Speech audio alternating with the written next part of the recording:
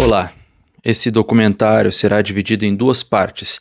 Nesse primeiro episódio será apresentado o início do fim até o alto clamor do povo de Deus. Já no episódio 2, a última advertência de Deus e os eventos finais até a volta de Jesus. A parte 2 ainda não foi produzida e isso depende de você. Você pode ajudar apenas compartilhando esse episódio com outras pessoas e se inscrevendo no canal. Façamos a nossa parte.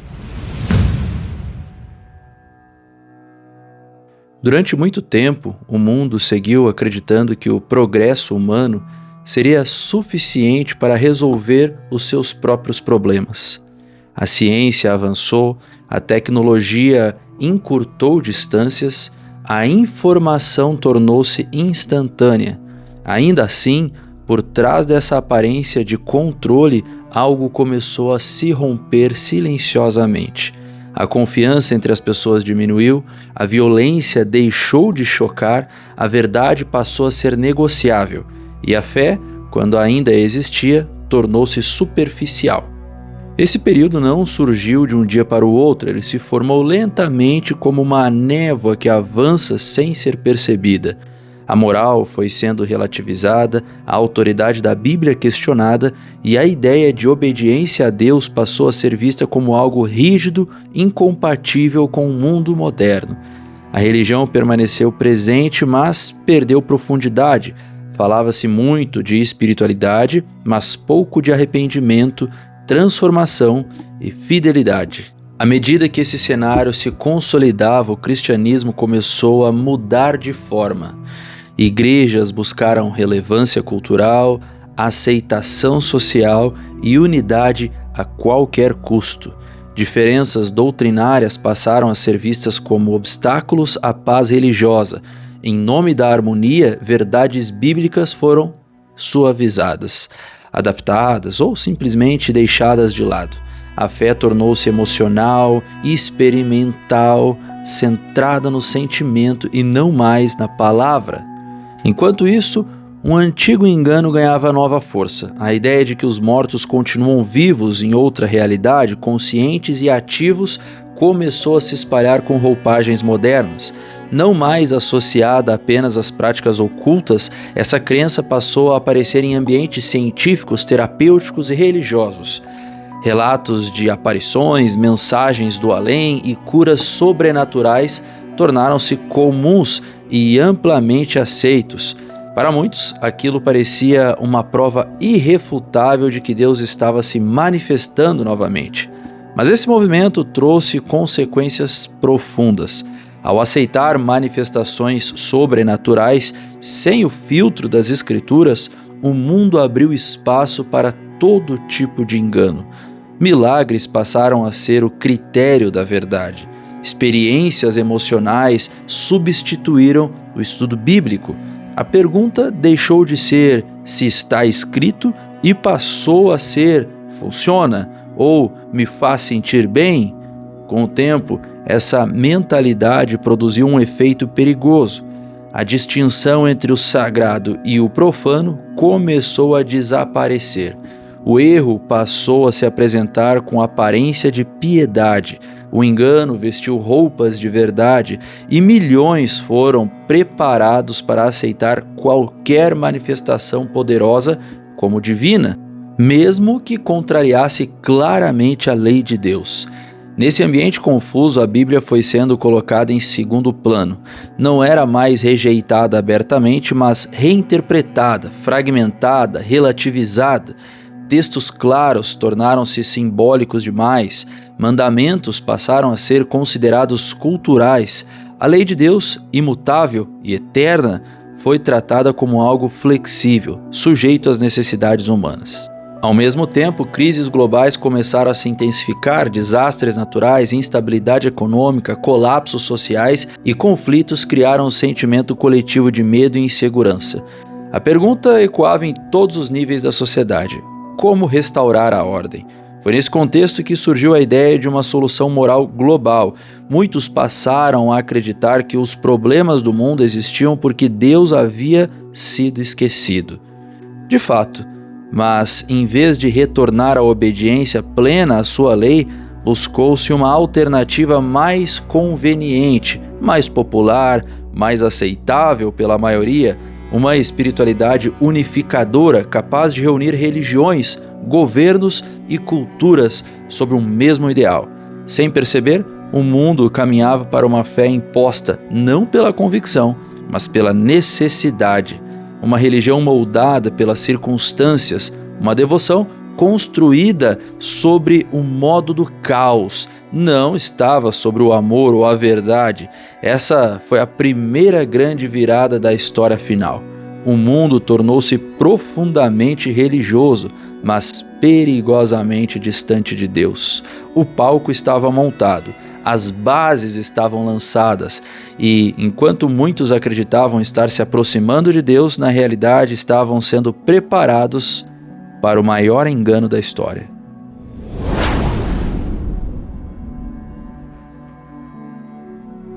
Com o avanço das crises globais, a sensação de instabilidade deixou de ser episódica e passou a ser permanente. O mundo parecia viver em estado contínuo de emergência. Desastres naturais se sucediam, a violência crescia, sistemas econômicos mostravam fragilidade e a confiança nas instituições diminuía rapidamente. Em meio a esse cenário, surgiu um consenso silencioso. Algo precisava ser feito para conter o caos.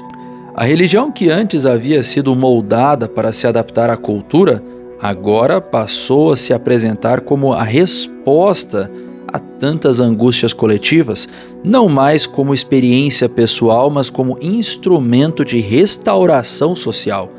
Líderes religiosos começaram a defender que a crise do mundo não era apenas política ou econômica, mas essencialmente moral. Para muitos, a solução não estava apenas em reformas estruturais, mas em um retorno visível à fé. Foi nesse ponto que ocorreu uma mudança decisiva. A fé, que até então buscava relevância cultural, passou a buscar apoio institucional do governo. Igrejas perceberam que sozinhas não possuíam força suficiente para influenciar a sociedade como desejavam. Governos, por sua vez, enfrentavam uma população cansada, temerosa e aberta a qualquer promessa de estabilidade. A aproximação tornou-se natural. Pouco a pouco, religião e poder civil começaram a caminhar lado a lado.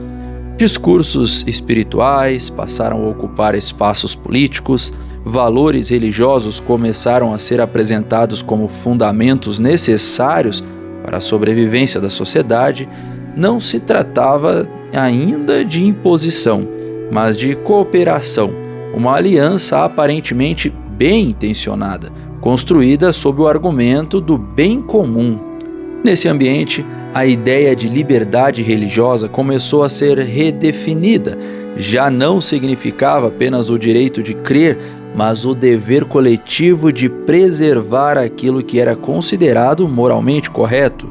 A consciência individual passou a ser vista como secundária diante das necessidades da maioria. O bem-estar social tornou-se justificativa para intervenções cada vez mais amplas. Aos poucos, o Estado passou a assumir o papel de guardião moral. Leis começaram a refletir valores religiosos amplamente aceitos, ainda que não estivessem em plena harmonia com as Escrituras. Tudo era feito de forma gradual, cautelosa, quase imperceptível. Não havia perseguição aberta, havia consenso, não havia coerção explícita, havia pressão social. Enquanto isso, uma nação específica assumia o protagonismo nesse processo global. Uma potência que havia nascido sob o ideal de liberdade de consciência, sob separação entre igreja e Estado e refúgio para os perseguidos religiosos.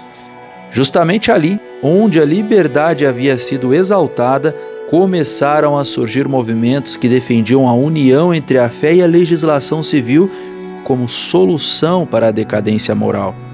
A influência religiosa começou a moldar políticas públicas. O argumento era simples: se a sociedade estava adoecendo, era porque havia abandonado a Deus. de fato era. O problema é que estavam tentando resolver da forma errada. Se havia abandonado a Deus, precisava ser conduzida de volta, porém, não pela força da lei. Assim eles fizeram. Assim, práticas religiosas passaram a ser apresentadas não apenas como escolhas pessoais, mas como deveres cívicos. Esse movimento não aconteceu de forma brusca. Ele foi amplamente embalado por discursos de proteção à família, preservação da ordem e defesa da tradição.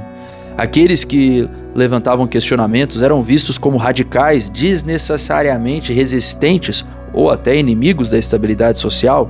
A fidelidade à consciência começou a ser interpretada como obstinação perigosa.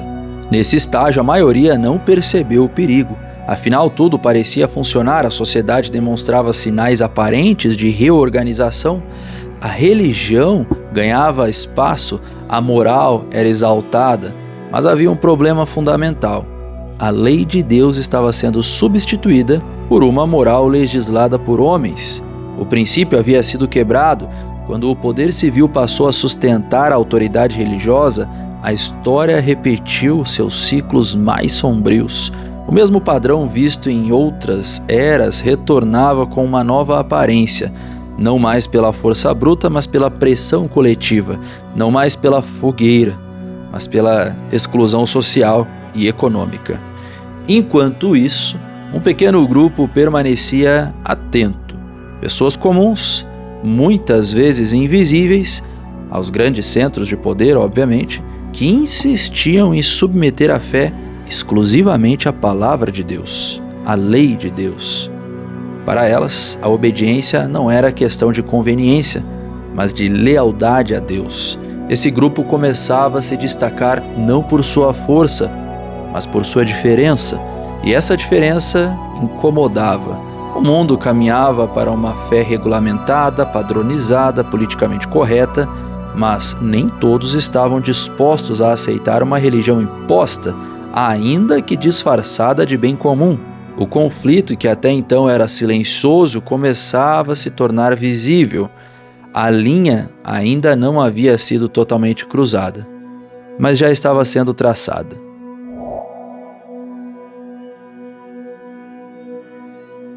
Com a união entre religião e poder civil já estabelecida, a fé deixou definitivamente o espaço privado da consciência e passou a ocupar o centro das decisões políticas. O que antes era apresentado como cooperação tornou-se influência, e o que era influência começou a se transformar em exigência. A sociedade, cansada de instabilidade, passou a aceitar limites cada vez maiores em nome da ordem e da segurança. Nesse ambiente, uma questão antiga voltou ao centro do debate religioso: a lei de Deus. Por muito tempo ela havia sido relativizada, tratada como simbólica ou cultural. Agora, paradoxalmente, era evocada com frequência, mas de forma seletiva. Falava-se em moralidade, reverência, família e fé, mas evitava-se cuidadosamente qualquer confronto com os mandamentos que exigissem mudança real de hábitos ou obediência contrária ao consenso popular. Foi assim que, um dia apresentado como símbolo de unidade cristã, descanso social e reconciliação espiritual, um dia defendido como solução prática para o esgotamento humano e para o colapso moral do mundo, pouco a pouco esse dia foi sendo exaltado não apenas como tradição religiosa, um novo mandamento. No início, nada foi imposto. A adesão era incentivada por campanhas, discursos e apelos emocionais. Observá-lo era apresentado como um ato de responsabilidade social, respeito à fé majoritária e contribuição para a paz global. Quem concordava era visto como cooperativo, quem hesitava como alguém que ainda não havia compreendido a urgência do momento. Com o tempo, a pressão deixou de ser apenas moral e passou a ser econômica. Benefícios começaram a ser associados à conformidade, oportunidades foram condicionadas à adesão, a recusa passou a gerar desconfiança.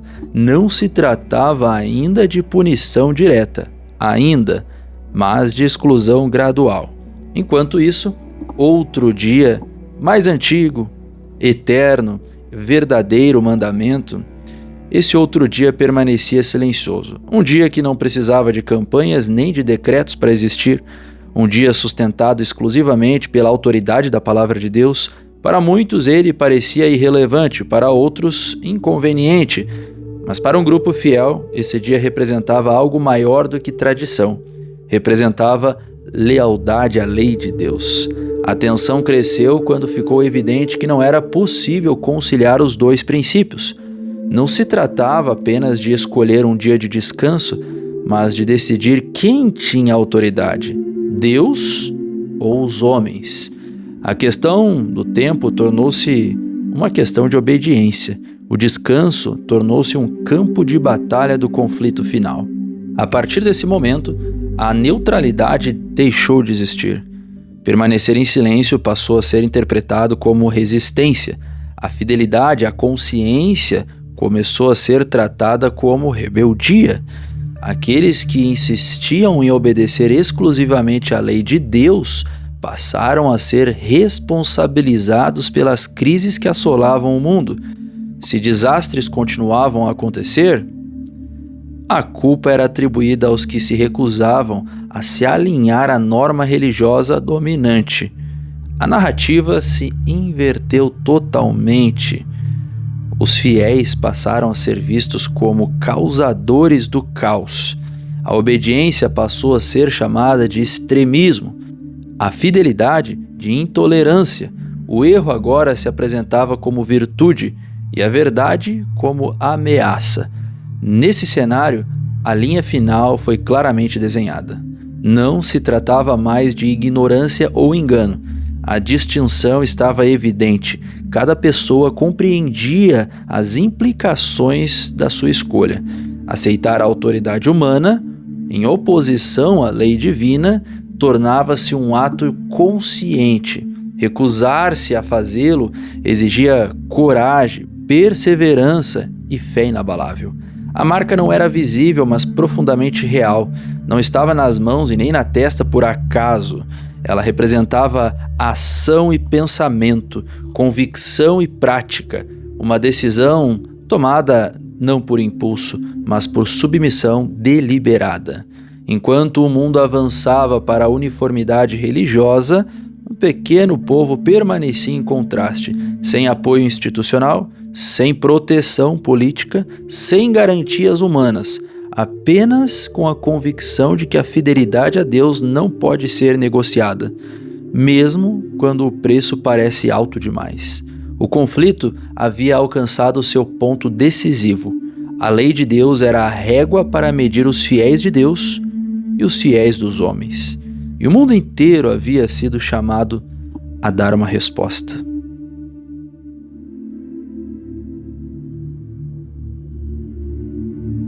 Quando a linha foi definitivamente traçada, algo mudou no curso da história. A mesma pressão que buscava silenciar a fidelidade acabou despertando uma resposta inesperada. Em meio à oposição crescente, uma mensagem começou a ecoar com força renovada.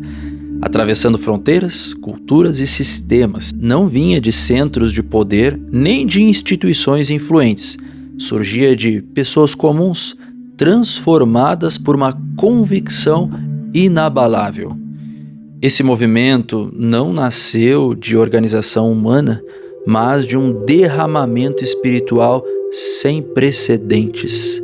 A fé, que antes resistia em silêncio, passou a falar com clareza. O medo deu lugar à coragem, a timidez cedeu espaço à certeza. Aquilo que por anos fora anunciado com voz fraca, agora era proclamado com autoridade e simplicidade ao mesmo tempo. O mundo começou a ouvir a última advertência. A mensagem era direta e impossível de ignorar. Chamava homens e mulheres a escolherem entre a verdade eterna e a conveniência do momento. Revelava a fragilidade das estruturas religiosas sustentadas pelo poder civil, exibia o contraste entre a lei de Deus e as exigências humanas. E, acima de tudo, convidava cada pessoa a decidir com base na consciência iluminada pela palavra de Deus. Esse anúncio não se espalhou lentamente, ele avançou como fogo em campo seco. Em cidades grandes e pequenas, em lugares antes indiferentes à fé, pessoas começaram a despertar. Muitos que haviam sido sinceros, mas confusos, reconheceram que haviam seguido tradições sem fundamento bíblico. Outros que jamais haviam considerado seriamente a obediência a Deus passaram a enxergar com clareza o que estava em jogo. Ao mesmo tempo, o contraste se tornou mais nítido. Enquanto a mensagem avançava, a oposição se intensificava. Aquilo que antes era pressão social transformou-se em hostilidade aberta. A verdade passou a ser ridicularizada, combatida e rotulada como ameaça à estabilidade global. Ainda assim, nada parecia conter o avanço do anúncio final. Nesse período, a fé deixou de ser apenas crença e passou a ser experiência viva. O Espírito de Deus atuava de forma profunda, não com exibições espetaculares, mas com transformação real. Vidas eram restauradas. O orgulho cedia lugar à humildade, pecados eram abandonados, a obediência deixava de ser peso e tornava-se expressão de amor. Curiosamente, quanto maior era a rejeição institucional, mais clara se tornava a diferença entre o verdadeiro e o falso. Sistemas religiosos sustentados por autoridade humana revelavam a sua fragilidade. O poder que antes parecia inquestionável começava a demonstrar sinais de desgaste. A uniformidade forçada expunha seu próprio vazio. O alto clamor não tinha como objetivo condenar, mas alertar. Era o último convite antes que as escolhas se tornassem definitivas. Não havia mais espaço para neutralidade.